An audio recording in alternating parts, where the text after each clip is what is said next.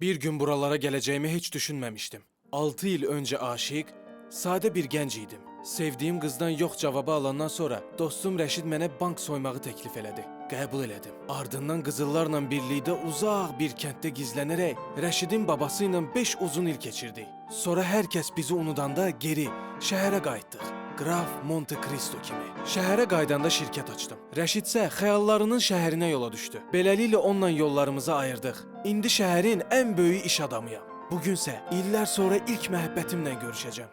Sevinç? Vüsal, sen burada neyinirsən? Mən artıq sənin xəyallarındakı Vüsalam. Mənə bir də şans verməyini istəyirəm. Mənə ərə gələrsən? Ən böyük zənginlik nədir? Kimi üçün sadəcə sərvət, kimisi üçün zaman, kimisi üçün məhəbbət, kimisi üçün xoşbəxtlik, kimisi üçünsə